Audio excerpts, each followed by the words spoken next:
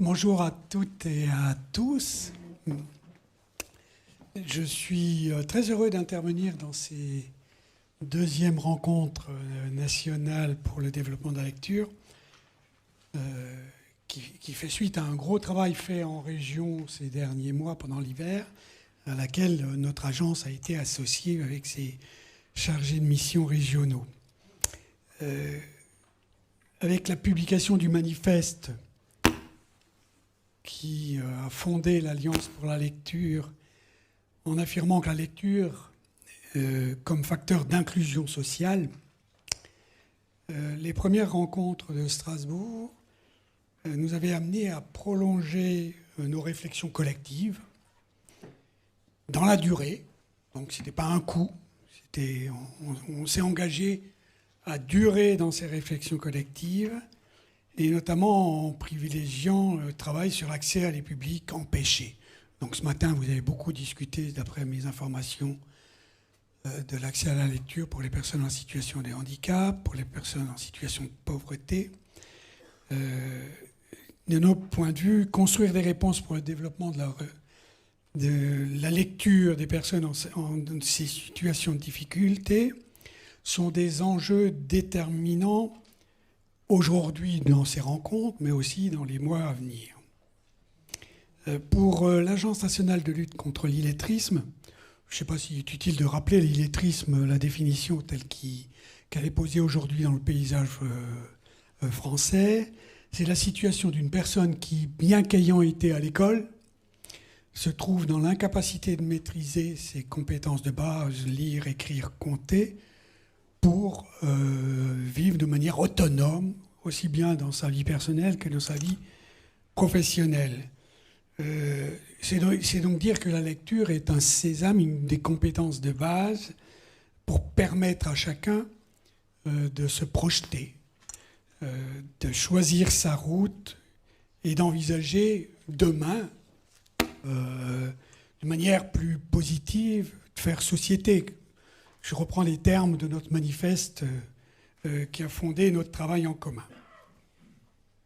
Alors je ne peux pas lister ici toutes les collaborations qu'on a développées ces derniers mois, ces dernières années, avec les uns et les autres autour du développement de la lecture.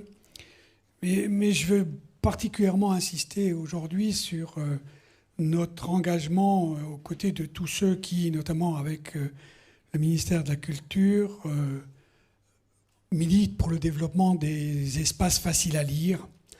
Nous avons un gros chantier sur lequel nous sommes intervenus pour professionnaliser et outiller tous ceux qui gèrent ces espaces au profit des personnes en situation de handicap. Mais mon intervention aujourd'hui, je souhaiterais la concentrer sur un aspect particulier. Il se trouve que 2024, pour la lutte contre l'illettrisme, est particulièrement important.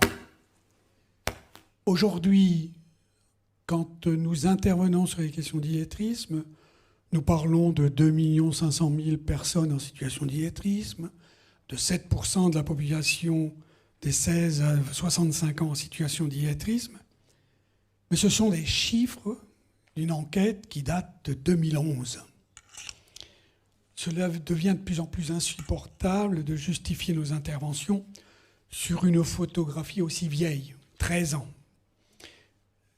Cela ne va plus être vrai dans quelques semaines, puisque nous avons obtenu le financement d'une nouvelle enquête INSEE adossée à une enquête européenne sur la formation des adultes, dont les résultats vont être publiés à la fin du mois d'avril. La situation de l'illettrisme en 2024, quelle est-elle? S'est-elle dégradée? S'est-elle améliorée? Je n'en sais rien aujourd'hui. Par contre, je sais que très rapidement, donc fin avril, nous saurons pouvoir identifier les éventuels changements de photographie, changements du paysage. Alors, on verra le moment venu si la situation est très dramatique, si elle l'est moins, si elle est beaucoup plus hétérogène. Une chose est certaine, c'est que pour nous, 2024, ça va être nécessairement à l'interne de l'agence la nécessité de reconsidérer nos orientations, notre programme d'activité. Il faudra qu'on tienne compte des nouvelles réalités telles qu'elles se présenteront à nous. Mais de notre point de vue, comme l'illettrisme, ce n'est pas un sujet strictement réservé à notre agence. Nous souhaitons ouvrir un chantier externe avec tous les acteurs concernés par ces problématiques-là. Tous ceux qui veulent contribuer, une fois que ces chiffres seront connus, à la construction d'une nouvelle étape, puisque je fais tout de même partie, sans être particulièrement négatif, je fais tout de même l'hypothèse que l'illettrisme n'aura pas disparu.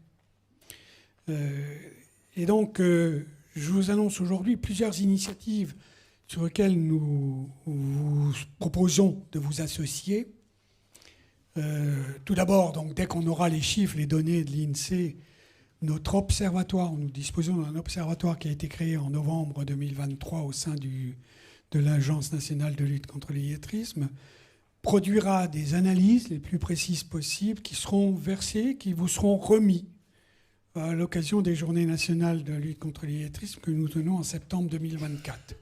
Donc ce sera des chiffres publics, des données qu'on mettra à votre disposition. Nous allons aussi organiser une consultation en ligne pour recueillir vos analyses, vos réactions, vos propositions, vos suggestions, pour essayer d'avancer ensemble, continuer à progresser sur cette lutte contre l'illettrisme. Et en point d'ordre, nous avons décidé d'organiser le 17 octobre prochain. Alors ça fait lien avec un des sujets que vous avez abordé aujourd'hui, la grande pauvreté. Nous avons choisi de tenir ce grand forum ouvert à tous et à toutes celles qui souhaiteront contribuer à la construction de cette nouvelle étape, le jour du refus de la misère, puisque c'est le 17 octobre que est organisée cette manifestation. Alors, l'Agence nationale de lutte contre l'illettrisme donc vous invite toutes et tous à participer à toutes ces initiatives. Dans notre esprit, fin 2024, nous serons en position de pouvoir programmer, identifier nos priorités pour les prochaines années. Nous restons à votre disposition avec les uns et les autres sous des formes à discuter avec vous sur la manière de pouvoir travailler ensemble pour être encore plus efficace au profit des personnes en situation de difficulté avec les compétences de base, avec la lecture, puisque c'est notre sujet.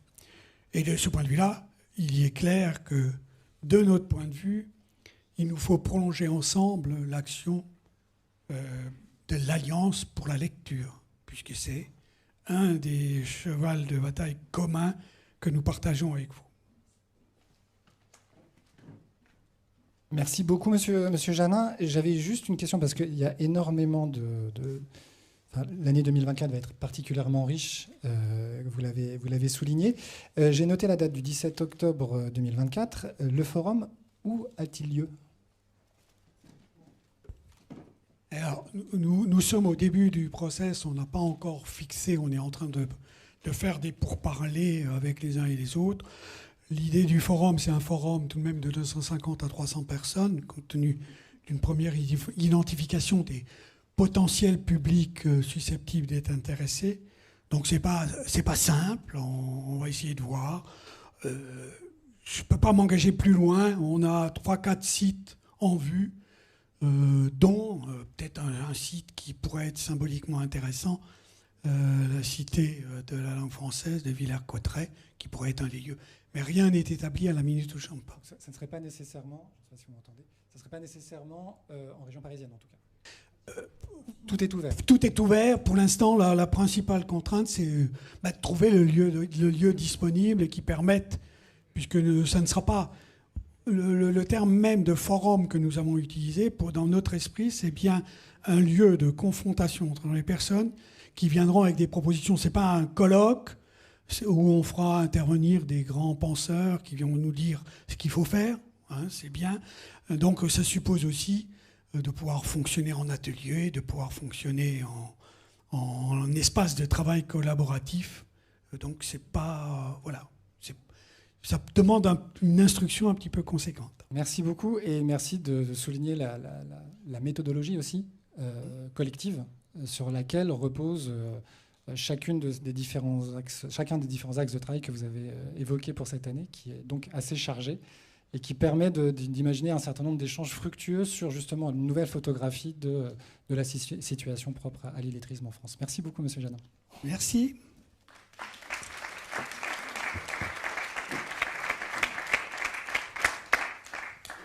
Je vais maintenant proposer à Edith Girard de venir me rejoindre sur scène. Edith Girard, qui est adjointe...